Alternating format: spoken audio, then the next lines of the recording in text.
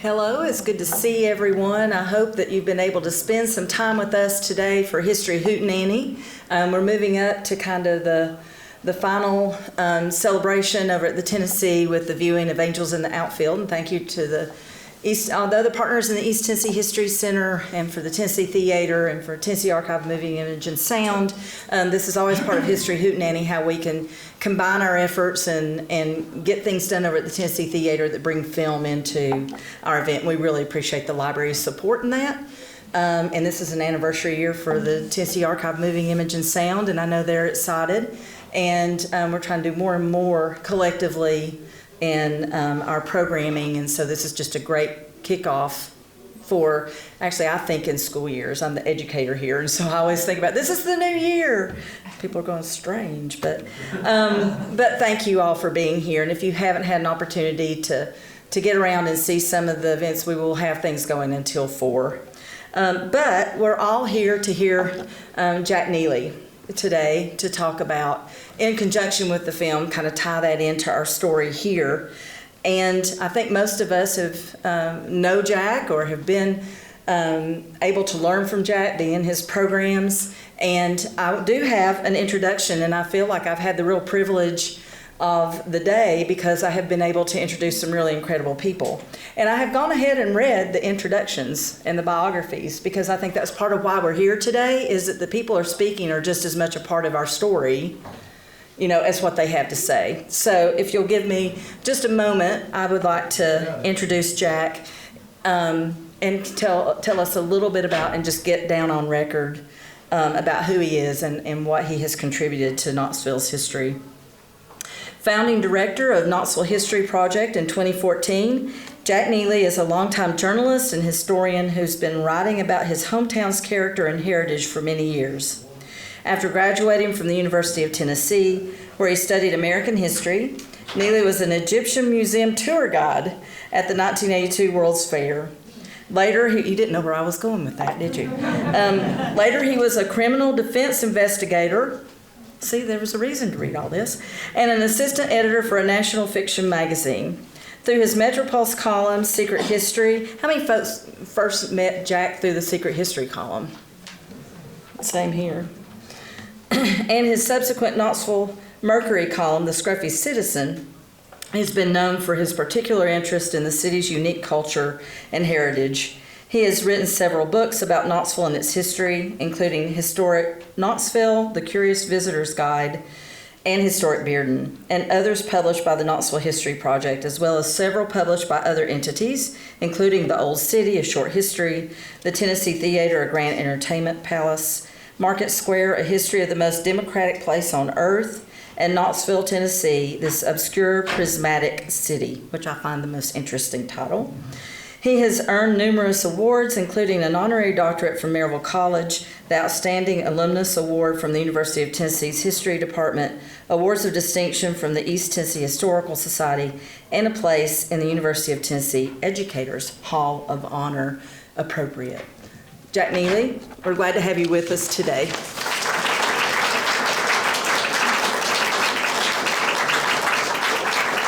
Thanks a lot, Lisa, and thanks all for coming out. This is a pretty interesting subject, I think. Anybody that knows me knows that I love old movies, and even though I try to keep up with the 21st century, I would say most of the movies I see are in black and white, and that goes for TV shows too. They just kind of get my attention quicker, but that to some extent goes for this subject.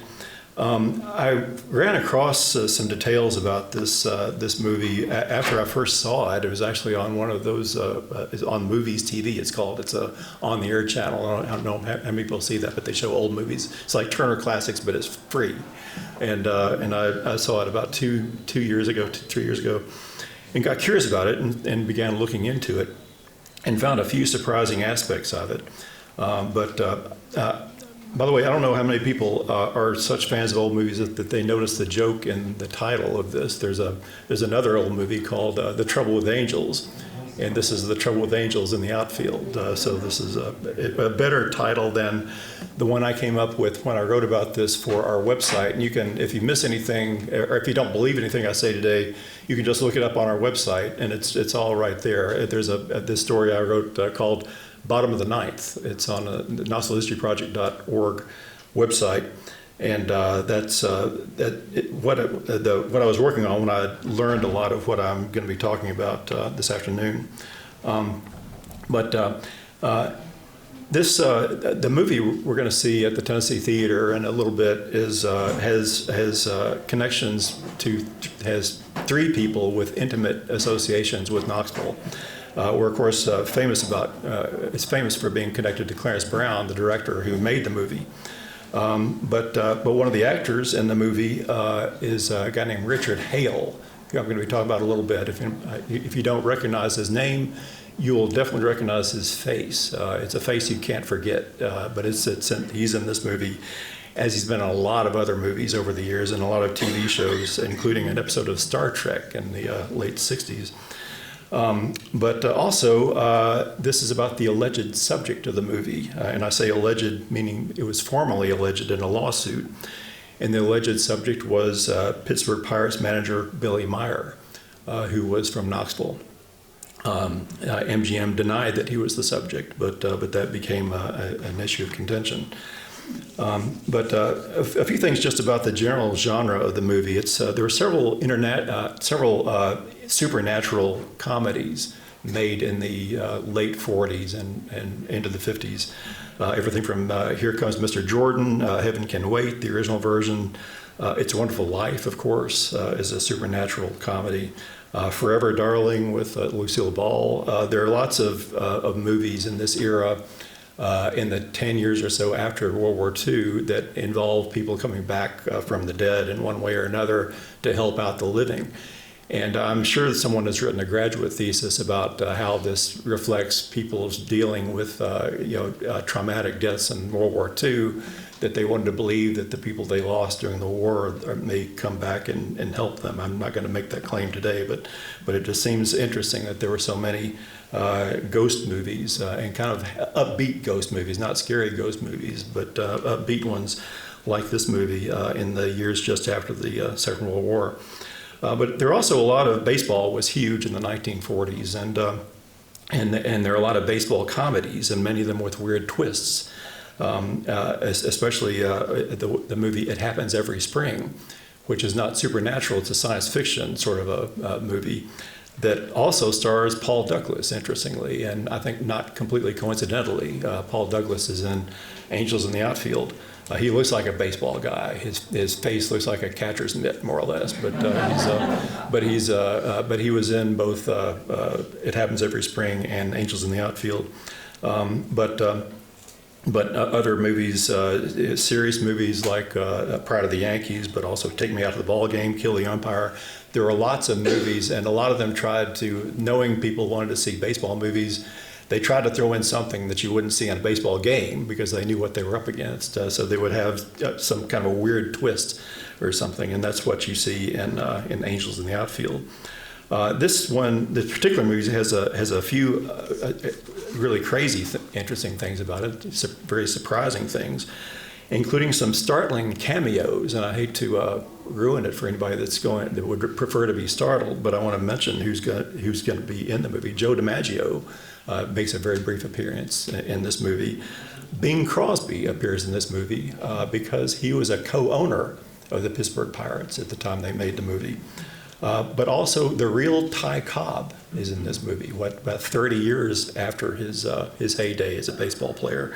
I didn't know that Ty Cobb was ever in a motion picture, but he does have a very brief speaking role in this movie. But I want to talk about, I mentioned this is really a story of three people, and I want to talk first about Clarence Brown, the most obvious one. I hope some of you got to see the great, there's a great, ETHS and other folks were in TAMIS were involved in the Great Clarence Brown Film Festival about 2 years ago. I've never had more fun at a historic event as that one. But he was an interesting guy from Knoxville, although he was born in Massachusetts, to parents who were from Georgia and Ireland, respectively. But he moved here when his father got a job with Brookside Mills, just on the north side of town. And that kind of worked his way up to become general manager of the whole factory. And that was probably Knoxville's proudest factory at the time. Brookside Mills was a textile mill, but really kind of a next level textile mill that made velvet and corduroy and things that are hard to do. But that was the reason they came here, and the reason Clarence Brown spent about half of his youth, or a little more, in Knoxville. But they lived in Old North, very close to what we call Happy Holler, and they called it that then too. He attended, interestingly, a little boy attended girls' high school, as they called it. It was a public school that was not yet, it was kind of evolving into what we came to know as Knoxville High School, the public high school. They called it girls' high school because most of the people who went to it were girls in the public school. The boys in those days, if they weren't working in factories anyway, they tended to go to the private schools. But this was just around the corner on Union Avenue, where the bookstore is today. Is exactly where the high school was. He became kind of famous as a child. Clarence Brown did, as a performer of declamations, they called it. He would perform dramatic recitations, and would do this right here on Gay Street at places like Staub's Opera House. But his name was in the paper a lot more than a typical 12-year-old's names were, because he was this amazing little kid, short for his age, who could emote and speak like an adult almost. He was kind of like our Wayne Newton or something like that. But people just loved Clarence Brown. He went to UT and got 2 degrees in engineering. And UT was very well known as an engineering school at that time. And probably the best thing to study at UT in 1910 was engineering. And he had a lot of interesting professors who had some national credibility. But he was first very interested in automobiles, and he was for his whole life. He loved cars, he loved movement, he loved airplanes, he loved anything that was technology and that you could move with. But he was first interested in cars, fixing and selling cars, but soon after he graduated from UT, got interested in movies. Went to New Jersey, which is when they were making movies in the early days before Hollywood existed. In the early silent era, worked on the movie Last of the Mohicans, that silent version that was in 1920. But worked with was it Maurice Tourneur, the French filmmaker. But then ended up first for Universal, then ended up out in Hollywood working for MGM. At MGM in the 1920s, 30s, 40s. He became known for a lot of things. He was adept at making technology work, which you would expect of an engineer. He applied engineering to what the movies he made. And by the way, there's a great book written by an Irish scholar named Gwenda Young that came out about 5 or 6 years ago called Hollywood's Forgotten Master. It's a very thick book, and it's all about Clarence Brown in Hollywood, and the fact that he was able to do these amazing tasks with movies. One thing that he was known for, he really hated to shoot in the studio. He didn't like the sound stages. He wanted to get outside. He wanted to go travel places and do technically difficult things often, but became known for shooting on location whenever possible. And he did that with this movie we're going to see this afternoon. But he liked to shoot in rugged terrain sometimes. People actually died on some of his movie sets. But he would often on the edges of cliffs and things like that is what he liked to work with. He also pioneered shooting, making movies with shooting in moving vehicles, which had not been done before. The book really talks about the yearling, which we think of as a very quiet story about a cute fawn in the woods. But this was shot, he wanted to shoot this in the Everglades, when the Everglades were mostly wilderness. And that's where he shot the yearling, and this took months longer than anybody expected. And it was really an ordeal, kind of a harrowing ordeal in the wilderness that Gwenda Young really brings out in that book. But most recently, before he wrote, I think he shot I think his best movie of all was called Intruder in the Dust, which is about racism in the South, and was based on a Faulkner story. But just a great and very interesting movie to watch again and again in 1948. After that, he, I think, was doing things that the studio asked him to do, and that was and that probably is true for this movie. But most recently, he'd done a movie called, before he did Angels in the Outfield, he did a movie called To Please a Lady, which stars Clark Gable. It's not one of Clark Gable's most famous movies, but the reviews then and more recently talk about how amazing the shooting is. That it's about a race car driver, and the shots of the actual cars racing were really well done. And of course, Clarence Brown wanted to shoot these on location. He shot it at 3 different real racetracks around the country, including the one at Indianapolis. But didn't shoot it in Hollywood. Anyway, this was, but that's what he was good at, and that was working with cars and movement and speed was considered the best part of that movie. Well, MGM in the late 1940s started saying we would love to see another hit movie like It Happens Every Spring, which it was about a professor who learns a secret formula to make be able to throw pitches with a treated baseball that would dodge bats, and this was but that was a big hit movie in 1947 or so. But Clarence Brown said, "Okay, I think I can do something like that," and he insisted, in his way, on using a real ball club with a real baseball field, and that field mostly he shot it, I think, in 3 different baseball fields, including Wrigley Field and Comiskey Park, I believe. But the main place was Forbes Field in Pittsburgh. And being Clarence Brown, he didn't want to make up a fictional team name, which would be the safest thing to do. He wanted to do it about the Pittsburgh Pirates. And he wanted to use the actual Pittsburgh Pirates, and he did that with the movie. We'll see actual footage of real games in this movie. Anyway, the general manager at the time was Branch Rickey, who they talked to and gave him permission, and he checked with his manager, and that was Billy Meyer from Knoxville, and I want to talk about him next. Billy Meyer had a few things in common with Clarence Brown. They were very close to the same age. Billy Meyer was 2 years and 8 months younger than Clarence Brown. He had something in common with Clarence Brown in that his father was a factory manager as well. Billy Meyer's father was Knoxville's best-known brewer. He was a German guy named Wilhelm or William Meyer, and he worked at the old Knoxville Brewing Company, which was over near Mechanicsville, the big factory. You may have seen pictures of it. It was a big deal from the mid-1880s. Until we banned beer in Tennessee in 1909, but it was an attempt to revive it back in the 1930s, which I'm sorry didn't work out, and was torn down for the interstate later.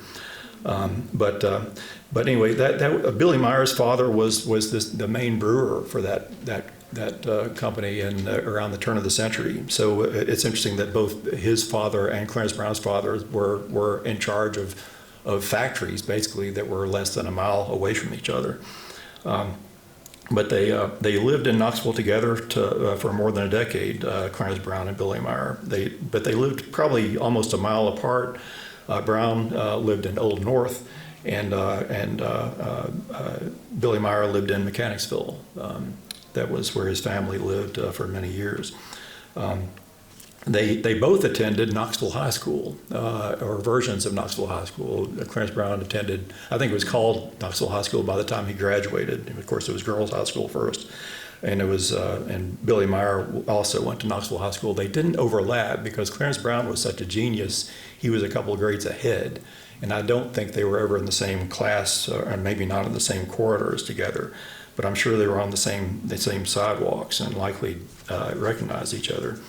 And they were both in the newspaper a lot more than most school kids. And I bet that they both heard of each other. I don't know whether they knew each other personally or not, but they probably would have recognized each other, and probably would have recognized the other's names. Brown was famous for his public dramatic performances at the same time that Meyer was famous for playing pickup baseball in Knoxville. Billy Meyer, even as a young kid, was playing in games with adults, and he first became famous when they had, and they used to do this a lot. I'm not sure why they don't anymore, but they would have games between married men and single men, and that would be in Knoxville, and that would be like a big pickup game. And they had one of these at Chilhowie Park back around 1905 or so. And Billy Meyer, this kid, was not even old enough to be married, was played catcher for the Bachelors, and became kind of the star of the game, and kept winning at pickup games. And there weren't that many formal games anyway, so the newspapers would even report about these pickup games. There was, but he kind of became noted for that.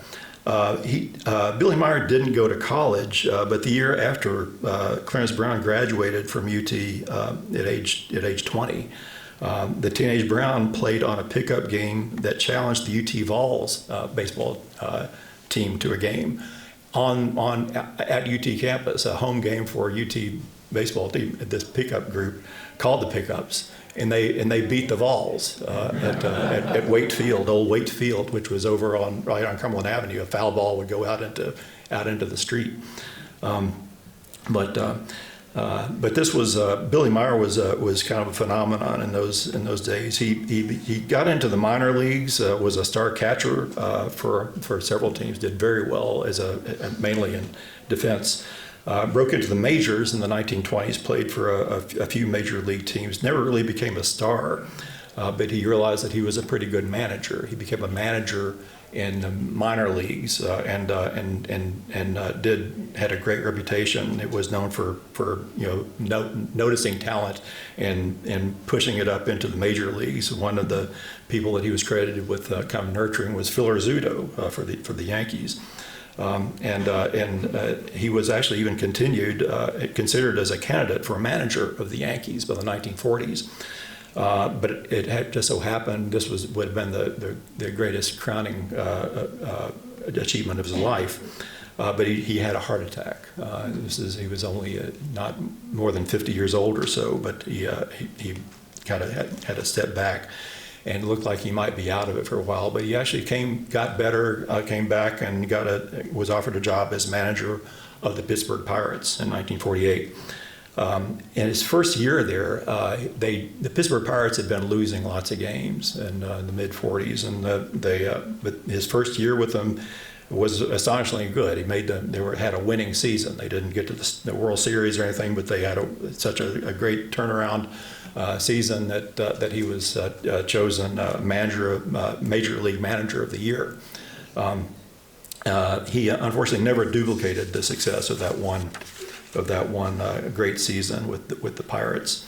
By the way, this movie, Angels in the Outfield, is not his only connection to pop culture.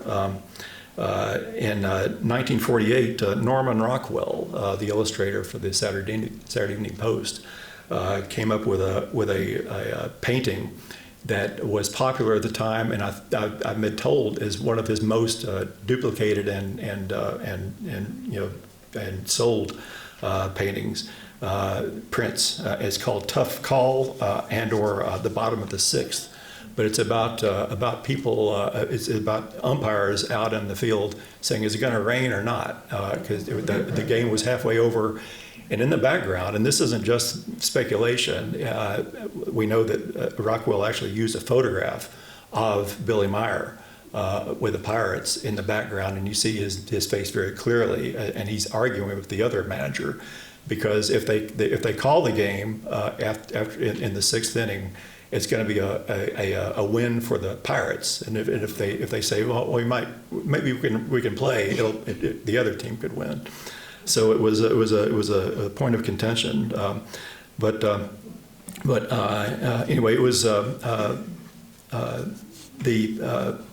it was this Pittsburgh Pirates, and they were actually losing again. They were at the bottom of the league again when MGM approached Branch Rickey and Billy Meyer, say, "Do you mind if we make this movie about a losing baseball team?" And they agreed. And this is Clarence description of this by Clarence Brown. That was in the Knoxville Journal. Admittedly, with some hesitation, Brown approached Billy Meyer for a final okay on the picture, the main character of which is a surly, profane manager of the Pirates, portrayed by Paul Douglas. Although the character obviously bore no resemblance to the gentle, soft-spoken Meyer, Brown still felt that he should have Meyer's approval. That came readily after Meyer read the script. Now, some people would question whether Meyer was that soft-spoken, including some umpires, because the following year he was actually thrown out of a game for arguing about a wild throw by his young catcher, whose name was Joe Garagiola. But anyway, Meyer kind of said the same thing in the end that Branch Rickey had said. He said the story will not only do a great deal for baseball, but will have an uplifting effect on everyone who sees it. Angels in the Outfield opened in the late summer of 1951 in Knoxville. It actually originally opened in Pittsburgh at a theater very much like the Tennessee Theater. I think it's called Lowe's back then. I think it's called Heinz Hall now. But it was a movie palace of the 1920s, just like the Tennessee Theater, where they had the world premiere of it. But it opened at the Tennessee Theater for the local crowd in late summer 1951. It was a critical success. Most critics like it. I was surprised to see today that in the Rotten Tomatoes, it gives it an 83%, which is a very good ranking for an old movie. And it was popular, even though Brown's shooting style was so expensive, shooting in several different ballparks around the country, and spending so much time in Pittsburgh away from Hollywood, that it resulted in a net loss. And by the way, President Eisenhower saw the movie and said, "This is my favorite movie of all time." So that I don't know if it says something about the movie or something about President Eisenhower, anyway. But there's a third character that I want to talk about, and his name is Richard Hale. And if you know Rogersville, Tennessee, you know about Hale Springs Inn. His family was from Rogersville, the most famous family from Rogers. Anybody from Rogersville here by any chance? It was the Hale family is an astonishingly accomplished family. One of the Hales was one of the judges at the Nuremberg trials in after World War II.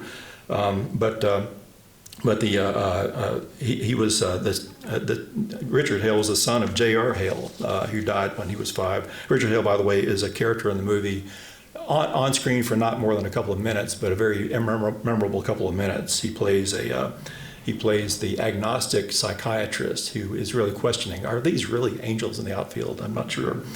But Richard Hale has a face that you would not forget.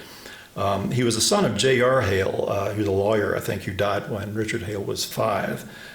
He was raised by his mother, whose name was Annie Riley Hale. That name may ring a bell because her name came up a few times 5 years ago when we were celebrating the centennial of the suffrage amendment. Because Annie Riley Hale was the most outspoken anti-suffragist in East Tennessee. We might assume that she was backward in her thinking, and maybe she was in some ways. But she was, you have to say, extremely outspoken in a way that women really were of her day. She had a lot of ideas about a lot of things. But one of her reasons for resisting suffrage was that she said it was women's fault because women control things anyway, and they're not daring enough to push their men to make the right decisions. That they needed to exert more control over men than they had been willing to before. She was also anti-war. She was arrested in Connecticut during World War I for denouncing Wilson's warlike rhetoric, but she was also anti-vaccine, and people looking back on her say it was because she was bitter about the whole medical industry because her son Shelton had died after brain surgery, but she was really looking at her. She was a very clever and outspoken, brave woman in many ways. I mean, she was a good writer, a surprisingly funny writer. But I would call her more a contrarian than a conservative.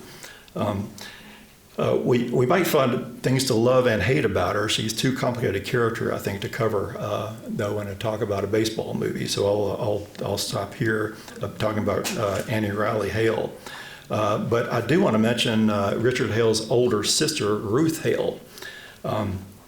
It proves that the apple does fall very far from the tree. Ruth Hale became a very hardcore, nationally known feminist of the 1920s. She was a founder of the Lucy Stone League, which was insisting that women should not take the name of their husbands. They can get married if they want to. Don't change your name because you're losing your agency if you do that. But that was her point of view. She was a core member of the Algonquin Round Table. If anybody ever ask you, the famous Algonquin Round Table with Robert Benchley and all them, Dorothy Parker. In fact, she's even, if you've ever seen Dorothy Parker, The Vicious Circle, the movie, Ruth Hale, Richard Hale's sister, is represented as a character in that movie. But that was the round table at the Algonquin Hotel in New York. They had a round table and they would have daily arguments about things. And Harpo Marx would show up. It was a kind of a celebrity argument going on almost daily up in New York. But another kind of member of this was Haywood Broun, the journalist who wrote for the New Republic and The Nation magazine, and this was Ruth Hale's husband. Ruth Hale married Haywood Broun. If these names are starting to ring a bell, you might be thinking of Haywood Hale Broun. Many of you my age and older, I think, would remember when he was both a sportscaster on TV and also a Timex watch salesman. He was the guy that said, "Takes a licking and keeps on ticking." But he was a good writer, by the way. I'm sorry, some people are forgotten. But Haywood Broun was famous. Haywood Hale Broun was famous in his day. But they were married, and Haywood Hale Broun was the son of Ruth Hale and Haywood Broun. Anyway, they divorced, but in a friendly sort of way, and they, in fact, both died rather young in their 40s and 50s. But anyway, all these people, Annie Riley Hale, Ruth Hale, and Richard Hale, lived together in Knoxville. They were from Rogersville, can claim them completely. They're from Rogersville, but they lived in Knoxville between about 1901 and 1904, as Annie, the mother, was teaching at Knoxville High School. This was during the third and fourth grades. Richard Hale was here and was attending both public and private schools. But as the mother taught at Girls High, and she was a teacher there when Clarence Brown was a student there. So I'm sure Clarence Brown knew who Annie Riley Hale was, probably one of his teachers. Richard Hale was a kid, and like Clarence Brown in a way, was performing from a very early age. His first play, I think, ever in his life was a play at St. John's Episcopal Church, right on the corner. It was a version of Sleeping Beauty. They used to have more secular stuff in Sunday schools than they do now, I think. But he played a lord in Sleeping Beauty in June of 1902. and showed an interest in this. He was in later, a few months later, was in another performance right on the street, about a stone's throw from where we are, just down at State and in Clinch. There was a house there, and they had what they called a woman named Carter lived there and hosted what was called a musical and literary entertainment. And Richard Hale, young Richard Hale, was one of the stars of that show too. But I'd love to think that he became very interested in opera, and that it was during this time that Madame Butterfly was being performed at Staub's Opera House just down the street. And I'd be surprised if he didn't go to see that show, perhaps with his mother. But he aspired to be, from an early time, an operatic baritone. He became an opera singer. Was such a good singer that he got to Columbia University on a musical scholarship. Went to New York. Was a minor star in New York by the 1920s. I've seen pictures of him on the cover of the New York Herald Tribune, performing at the recital halls and at Aeolian Hall, a very, very famous performance hall of the 1920s, and on Broadway. He began performing in Broadway shows in the 20s and 30s. He was, by the way, he had a really striking face. I think as a young man, he might have, I don't know, have been considered handsome, but striking enough to be in shows. But his face, which was severe to begin with, became craggier as he got older. And by the time he was 50, I think he was known for his voice, not for his stage appearance in opera roles anyway. But did do some stuff with classical music when they had the American premiere of Prokofiev's Peter and the Wolf in Boston, and this was recorded. Richard Hale was the narrator, and his rich kind of mellifluous baritone voice was perfect for it. He did a lot of that recording stuff, putting stuff on record where they didn't have to see him. But he realized that his face, which was a hindrance on the operatic stage or on Broadway in New York, might have some value in Hollywood. He became a character actor and was in his first movie when he was in his early 50s. And was in lots and lots of movies after that, because he had such a striking face. They say a face that would stop a clock. But he made a career of scaring people with his face and character parts. Sometimes as a cattle rustler, or as an Arab sheikh, or an old miser, or played several Native American chiefs over the years. In Julius Caesar, he had a role. If you ever seen that movie, the famous version of Julius Caesar with Marlon Brando and James Mason, he shares a scene with both Brando and James Mason when he's the soothsayer who says, "Beware the Ides of March." He's the old man who comes out of the crowd and just scares everybody, including Julius Caesar himself. But he was the ragged, blind soothsayer. Later on in To Kill a Mockingbird, he was Boo Radley's father. And then later on, he was in Star Trek in his I think late 70s. Was performing on Star Trek as an extraterrestrial Indian chief.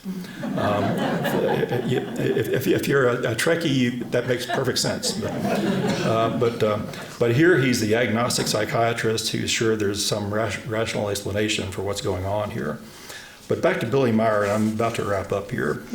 Back to Billy Meyer, who had been good-naturedly promoting the movie. He often posed smiling with Clarence Brown at Forbes Field, saying, "This is a great movie, go see it," without mentioning in these promotions that he had already sued MGM for defamation of character. He had received a quiet settlement of not very much money. I think it was $2,500 or so to get him to stop. But it was he got this. He made this point. They don't use his name in the movie, and I think that was MGM's defense. But he did kind of resemble Paul Douglas. They're both kind of balding, stocky, graying, hair thinning guys. But it was. Anyway, he went back to work with the Pirates. He had another bad season or two, it was just not doing very well at all. Lost his job as manager, but very loyally, they respected that he could do some things well. That he stayed as a scout, and he was working as a scout for the Pirates into the 1950s until he had a severe stroke in 1955. And it's interesting that to think of a guy who's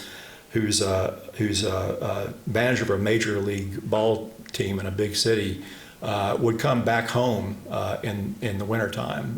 He would come back to Knoxville, and he moved back to Knoxville permanently after he had the stroke in 1955. And it was about the time that he came back that the details of this lawsuit, which had been completely out of the news, they came into the public only because Billy Meyer sued the IRS for taking money out of his legal, what he won from MGM. And he said he really didn't get any profit from this at all. Now, to his favor, to be fair to him, he was not a greedy guy. He'd had, in those days, if you have a stroke, you're going to be spending a lot of money on something, and they didn't have the kind of health insurance and Medicare and things that we have today. But he was, this was something that was, that he was really worried about money. He was living with his wife, an old man without a job, on North Central Pike, and was hoping to get some better settlement out of this. But it was still not settled when he died at Fort Sanders Hospital at age 64 in early 1957. He's buried at Lyndhurst Cemetery in Fountain City, and almost immediately we'd already built this new municipal ballpark in Castle Park, at the stadium in Castle Park, and they named it for him, Billy Meyer Stadium. But Angels in the Outfield was revived several times, and first in drive-ins, was on TV a lot in the '60s. But it's a fascinating and kind of a sad story what came of Billy Meyer. Meanwhile, Clarence Brown had an opposite kind of a career. Even though he was older, he'd quit about the same time that Billy Meyer lost his job. Quit Hollywood and just lived a very comfortable last 30 or 40 years of his life. He lived into his 90s, and had a surprising return to Knoxville in the late 60s when Andy Holt connected with him, living in Hollywood, half forgotten there. And he came back and funded a major theatrical institution, the Clarence Brown Theater in Knoxville. But anyway, I just wonder how much they knew each other, how much we don't know whether Clarence Brown, how well he remembered people like Richard Hale. He actually used him in one of his last two movies after he made only two movies after Angels in the Outfield, and one of them was featured Richard Hale again. But anyway, I'd love to know more about this. And Hale and Billy Meyer are not mentioned in this big biography of Clarence Brown. But it's interesting to think that here's a movie with all these different Knoxville fingerprints on it, with a director and the ostensible subject, and one of the most memorable, if brief, actors in the movie are all from here and all lived here together during the same period in the very early 1900s. All right, I don't know if we have any time for questions. It's You probably need to go ahead and wrap it up so people can go. Okay. Well, thanks for coming, everybody.